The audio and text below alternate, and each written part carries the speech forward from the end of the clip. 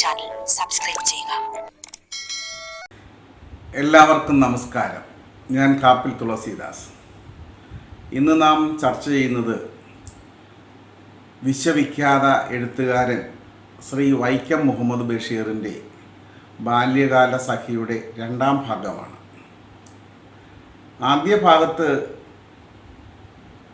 ചർച്ച ചെയ്യുന്നത് അതിൻ്റെ ഒരു രത്നച്ചുരുക്കം കൂടി ഇപ്പോൾ പറഞ്ഞു പോകാം. മജീദും സുഹറയും രണ്ട് ബാല്യകാല സുഹൃത്തുക്കളായിരുന്നു. അവർ അയൽപക്കക്കാരായിരുന്നു. ആദ്യകാലം അവർ ശത്രുക്കളെ പോലെയായിരുന്നു.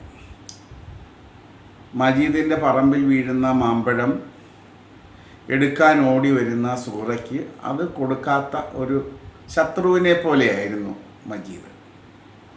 എന്നാൽ സുഹറയുടെ കുറുമ്പും സ്നേഹവും ഒക്കെ മനസ്സിലാക്കിയ മജീദ് അവൾക്ക് ആവശ്യത്തിന് മാമ്പഴം പറിച്ചു കൊടുക്കുകയും അവൾ പറയുന്ന ഇഷ്ടങ്ങൾ സാധിച്ചു കൊടുക്കുന്ന ഒരു നല്ല സുഹൃത്തായി മാറുകയും ചെയ്തു. അവർ ഇരുവരും ചേർന്ന് കുറേ ചെടികൾ ചുറ്റുപാടുള്ള വീടുകളിൽ നിന്ന് ശേഖരിക്കുകയും മജീദിൻ്റെ വീട്ടിൽ അത് വെച്ച് പിടിപ്പിച്ച് ഒരു നല്ല പൂന്തോട്ടം ഉണ്ടാക്കുകയും ചെയ്തു. അതിനെന്നും വളവും വെള്ളവും ഒഴിക്കുന്നത് രണ്ടുപേരും ചേർന്നാണ്. അവർ സ്കൂളിൽ പോകുമ്പോൾ അവിടെ ഉണ്ടാകുന്ന അനുഭവമാണ് പിന്നീട് പറയുന്നത്. മജീദ് കണക്കിന് വളരെ മണ്ടനായിരുന്നു. എന്നാൽ സുഹറ കണക്ക് വിഷയത്തിൽ മിടുക്കിയുമായിരുന്നു. മണ്ടനായ മജീദിനെ അധ്യാപകൻ ശിക്ഷിക്കുകയും ശകാരിക്കുകയും ചെയ്യുമായിരുന്നു. സുഹറ മിടുക്കിയായതിനാൽ അധ്യാപകൻ സുഹറയെ പുകഴ്ത്തും.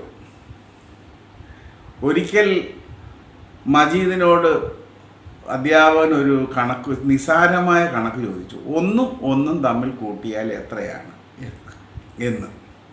മജീദ് തൻ്റെ മനസ്സിൽ വന്ന ഉത്തരം ഉറക്കെ വിളിച്ചു പറഞ്ഞു. അത് ശരിയാണെന്നാണ് അയാൾ കരുതിയത്. കാരണം ചെറിയ നദികൾ ചേർന്നപ്പോൾ വലിയൊരു നദി ഉണ്ടാകുന്നു. അപ്പോൾ അയാൾ പറഞ്ഞ ഉത്തരം ഇങ്ങനെയാണ്: ഉമ്മിണി വലിയ ഒന്ന് എന്ന്.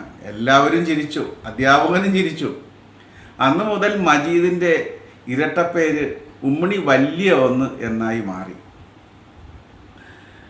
അങ്ങനെ ഈ കണക്കിൽ വിജയിക്കാൻ എന്ത് ഉപായമാണ് സ്വീകരിക്കേണ്ടതെന്ന് കരുതി മജീദ് എന്നും പ്രാർത്ഥിച്ചാൽ തനിക്ക് കണക്കിൽ വിജയിക്കാമെന്ന് വിശ്വസിച്ചു. അങ്ങനെ പ്രാർത്ഥന തുടങ്ങി.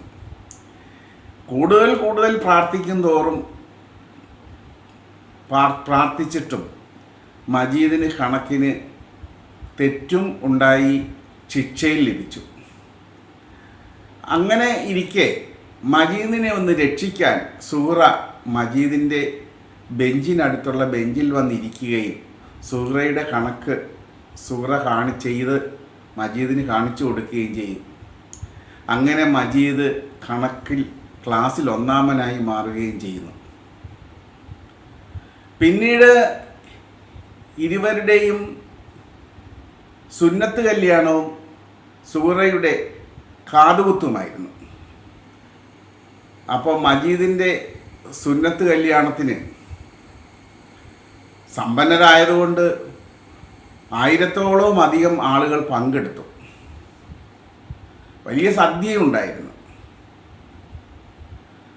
അപ്പോൾ പങ്കെടുത്തവരെല്ലാം മജീദിനെ പുകഴ്ത്തുകയും ആശ്ലേഷിക്കുകയുമൊക്കെ ചെയ്തു. അവിടെ സുന്നത്ത് കല്യാണം നടത്താത്ത ഒരാൾ പോലും മുസ്ലിം വിഭാഗത്തിലില്ലായിരുന്നു. സുന്നത്ത് കല്യാണ ദിവസം മജീദിനെ കുളിപ്പിച്ച് വൃത്തിയുള്ള വസ്ത്രങ്ങളൊക്കെ ധരിപ്പിച്ച് ബാപ്പ അവനൊരു ചെറിയ മുറിയിൽ കൊണ്ടുവന്ന് ഇരുത്തി. അള്ളാഹു അക്ബർ എന്ന തക്ബീർ വിളി മുഴങ്ങിയപ്പോൾ ഒരു 10-12 പേര് മജീദിൻ്റെ മുറിയിലേക്ക് കടന്നു വന്നു. അതിനകത്ത് ക്ഷുരകനും ഉണ്ടായിരുന്നു. അവിടെ കമഴ്ത്തിയിട്ടിരിക്കുന്ന ഒരു ഉരലിൽ ഈ മജീദിനെ ഇരുത്തി, വിവസ്ത്രനാക്കി ഇരുത്തി. എന്നിട്ട് കുറേ പേർ മജീദിൻ്റെ കണ്ണുകൾ അടയ്ക്കുകയും അതുപോലെ തന്നെ കൈകാലുകൾ ബന്ധിപ്പിക്കുകയും ചെയ്തു. ക്ഷുരകൻ സുന്നത്ത് നടത്തിയപ്പോൾ ഏതാണ്ട് ഉണക്കപ്പാളയുടെ പുറത്ത് അറക്കുന്ന പോലെ ഒരു സൗണ്ട് കേൾക്കുകയും കാലുകൾ വന്നു ചേരുന്ന ഭാഗത്ത് ഒരു നീറ്റലുണ്ടാകുകയും ചെയ്തു. ഈ മഷിക്കുപ്പിയിൽ വീണ് ഒരു ദണ്ട്, അതിൻ്റെ അറ്റം ചുറ്റിനും ചുമന്ന് മഷി ഇരിക്കുന്നത് പോലെ അവൻ്റെ അവയവം ഇരുന്നു. ഉണങ്ങിയ പാളയിൽ അറക്കുന്ന ഒരു ശബ്ദവും ഒരു വേദനയും അവൻ്റെ കാലുകൾ വന്നു ചേരുന്ന ഭാഗത്ത് അനുഭവപ്പെട്ടു.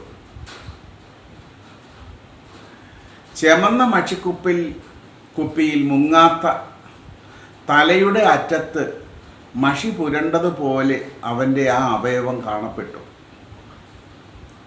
അവൻ അനങ്ങാനാവാതെ കട്ടിലിൽ കിടക്കുമ്പോൾ പുറത്ത് സുഹറ എത്തി. മജീദിനോട് ചോദിച്ചു. മജീദ് പേടിച്ചോ? അവൻ്റെ വീരവാദം മുഴക്കി പറഞ്ഞു, ഏയ് പേടിക്കാനോ, ഞാനോ? 10-12 ദിവസത്തിനുള്ളിൽ സുഹറയുടെ കാതുകുത്തായിരുന്നു. മജീദിന് വരാൻ കഴിയുമോ എന്ന് സുഹറ ചോദിച്ചു. തീർച്ചയായിട്ടും വരും. ഒട്ടും അനങ്ങാൻ കഴിയാത്ത മജീദ് കാല് കവച്ച് ആ ദിവസം സുഹറയുടെ വീട്ടിലേക്ക് പോയി. അവിടെ വലിയ ആളുകളൊന്നും ഉണ്ടായില്ല. മജീദിനെ കണ്ട സുഹറയുടെ ഉമ്മ നിലവിളിച്ചുകൊണ്ട് ഓടിയെത്തി. മജീദ് ചിരിച്ചുകൊണ്ട് ചോദിച്ചു, കാതുകുത്ത് കഴിഞ്ഞോ സുഹറയുടെ? കഴിഞ്ഞു. സുഹറയ്ക്ക് വേദനിച്ചോ? മണി ചെറുതായിട്ട് അങ്ങനെ ഉത്തരം പറഞ്ഞു. ഞങ്ങളുടെ ചാനൽ സബ്സ്ക്രൈബ്